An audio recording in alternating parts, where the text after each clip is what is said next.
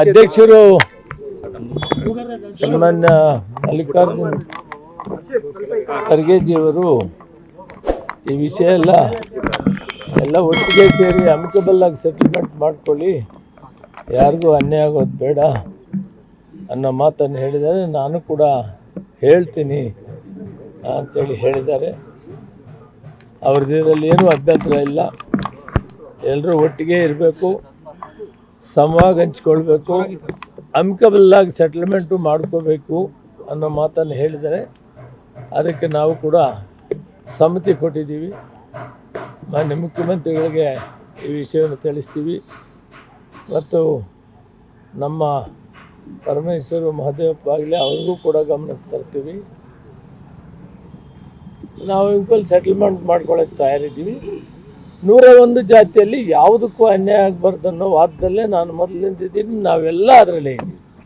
ಆದ್ದರಿಂದ ಅದನ್ನು ಕರೆಕ್ಟ್ ಮಾಡ್ಕೊಳ್ಳೋಣ, ಅಮಿಕಬಲ್ ಸೆಟಲ್ ಮಾಡ್ಕೊಳ್ಳೋಣ, ಇಷ್ಟೇ ವಿಷಯ ಬೇರೆ ಇಲ್ಲ. ಅದನ್ನು ಅಲ್ಲಿ ತೀರ್ಮಾನ ಆಗಬೇಕು, ಕುಂತು ಮಾತಾಡಿ ಫೈಸಲ್ ಮಾಡ್ಕೊಳ್ಳೋಣ. ನಾಳೆ ಕ್ಯಾಬಿನೆಟ್ಟಲ್ಲಿ ಅದನ್ನು ಹಂಚಿಕೆ ಸಮವಾಗಿ ಪ್ರಪೋರ್ಚುನೇಟ್ ಆಗಿ 17ನ 15ಕ್ಕೆ ತಂದು ಅದನ್ನು ಅನುಸರಿಸಿ ಮಾಡ್ಕೊಳ್ಬೇಕಾಗ್ತದೆ. ಅದನ್ನು ಕ್ಯಾಬಿನೆಟ್ಟಲ್ಲಿ ಆಗೋದು ಇವತ್ತು ಹೇಳಕ್ಕೆ ಪ್ರಿಯಾಂಕರ್ಗೆ ಅವ್ರು ಹೇಳ್ತಿದ್ದಾರೆ 17% ನಾವು ವರ್ಗೀಕರಣ ಅದು ಮಾಡಿದ್ದೀವಿ, 15ಕ್ಕೆ ಇನ್ನೂ ನಾವು ಮಾಡಿಲ್ಲ, ಅದಕ್ಕೊಂದು ವಿಧಾನ ಇದೆ, ಈಗ ಆಗಲ್ಲ, ಈಗ ಕೋರ್ಟಲ್ಲಿ ಕೇಸ್ ಇದೆ, 6 ಕೇಸ್ಗಳು ಹಾಕಿದ್ದಾರೆ ಅನ್ನುವಂಥ ವಿಚಾರವನ್ನು ಹೇಳ್ತಾ ಇದ್ದಾರೆ. ಅದು ಅವ್ರ ವಿಷಯ, ನಾನು ಮಾತಾಡೋದಿಲ್ಲ. ನಾವು ಅಡ್ವೊಕೇಟ್ ಜನರಲ್ನ ಕಂಡಿದ್ದೀವಿ. ಯಾವ ಕೋರ್ಟು ಅಡ್ಡ ಇಲ್ಲ ಇದನ್ನು ಮಾಡ್ಕೊಳ್ಳೋಕ್ಕೆ. ಯಾವ ಕೋರ್ಟಲ್ಲಿ ಇಷ್ಟೇ ಇಲ್ಲ ಒಳ ಮೀಸಲಾತಿಗೆ ಮಾಡ್ಬೋದು ಅಂತ ಹೇಳಿದ್ದಾರೆ. ಮಾಡೋದಕ್ಕೆ ನಾಳೆ ತೀರ್ಮಾನ ತಗೊಳ್ತೀವಿ, ಎಲ್ಲ ಒಟ್ಟಿಗೆ ಮಾತಾಡ್ಬೇಕಲ್ಲ.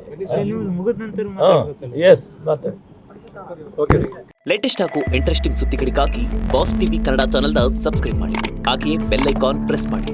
ಇದರ ಜೊತೆಗೆ ಫೇಸ್ಬುಕ್, ಇನ್ಸ್ಟಾಗ್ರಾಮ್, ಎಕ್ಸ್ನಲ್ಲೂ ಮಿಸ್ ಮಾಡದೆ ಫಾಲೋ ಮಾಡಿ.